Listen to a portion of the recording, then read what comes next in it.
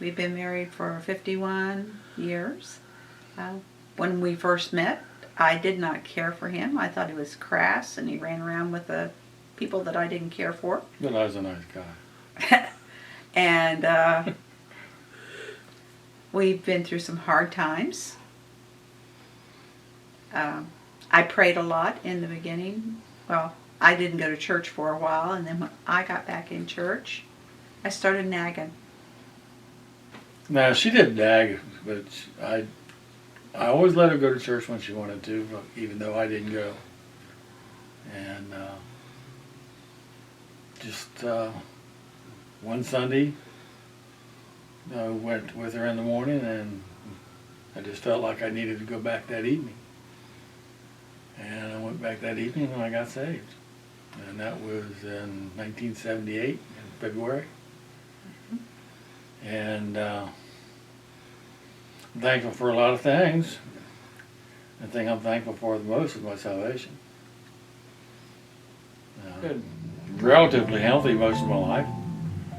And about 6 years ago, they found that I had an aneurysm. And they went in to fix the aneurysm, and they found out I needed to have a heart valve replaced. Had some complications with that and had to have heart surgery twice in the same day. But the Lord was there and He pulled me through that one. And then, what was it, 3 years later?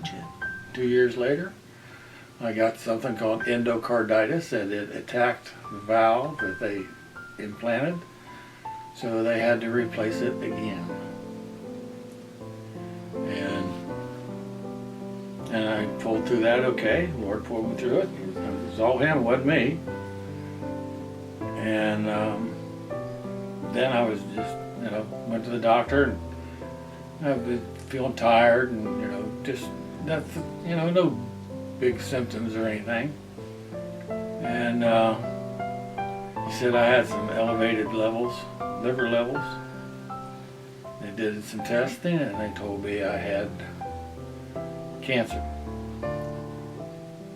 I went to the hospital, supposedly for a 5 to an 8 day stay.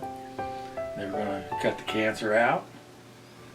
And they did cut the cancer out. They got the cancer. But after the cancer surgery, I had a lot of complications. And I ended up staying in the hospital for just a week short of 5 months. I was out of it for quite a while. I didn't realize what was going on for a long time. But when I did come out of it, I could tell that people were praying for me. I had people praying for me all over the country. Her relatives in Kentucky and Tennessee, and I got relatives in Florida, and I got relatives in Montana, and they were all praying for me. Grace was praying for us. Everybody was praying for us. And before that, I always thought, people say, I tell people that I pray for them and stuff, but I never really realized how much it meant until I knew they were praying.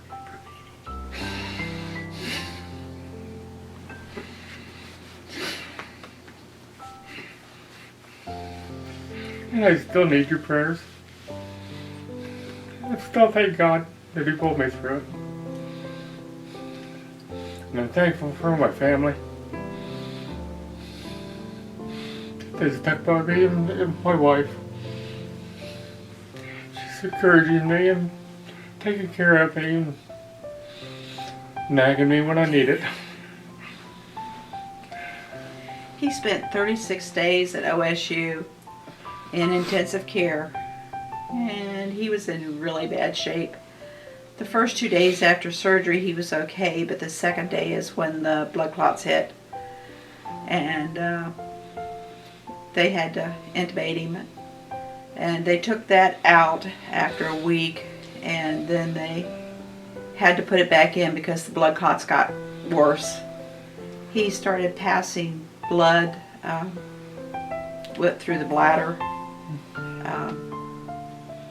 He wasn't aware of anything that was going on around him or anybody. He was really in bad shape, and they moved him to Kindred Care in Dayton, and that's a long-term care hospital, and they didn't think he was going to make it. We went from Kindred Care. We were there from right before Thanksgiving until December 31st, and they moved him over to Miami Valley. And at Miami Valley they said he needed more surgery and that he had to go back to Ohio State. And I refused. I said he's not going back to Ohio State. So they took care of him and did some other things, and he was intubated for a while when he was at Kindred, and they got a speaking valve on him to where he could talk. And then when we were at Miami Valley, they took the speaking valve off and let that heal. And the whole time he's not able to get up and down. He's confined to bed, unable to do anything for himself except feed himself. And we went back to Kindred on January 14th, and then on February 14th, Valentine's Day, I got him moved to Springfield Regional for rehab, and the insurance would pay for 2 weeks rehab, and so we took it. And when he came home on February 28th, he could walk 15 feet with his walker, and then he would have to sit down and just collapse.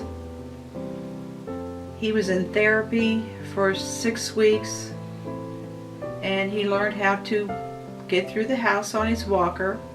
And then at the end of the 6 weeks, the last 2 weeks, we worked on going up and down the stairs so that he could sleep in the bed and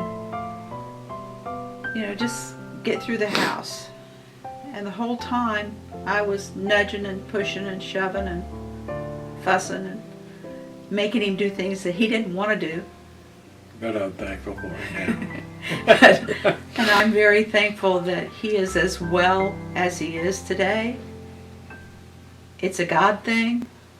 When he was in OSU, the church came up, and Carol was sitting there with me, and she says, "Mom, look out the window." And there was this big old heart made with lights out there. And I just stood there and bawled. And she said, "Now you got to go downstairs." And I went downstairs, and they were singing to me. And all I could do, I hope I hugged everybody. If I missed anybody, it wasn't on purpose. I thought I hugged everybody. But I just want to let everybody know I am so thankful that we have a God who can work these miracles. That unless you've been there, you don't understand. But I can tell you that my God can work miracles, and we need to learn to lean more on Him and do His will, and things will work out good.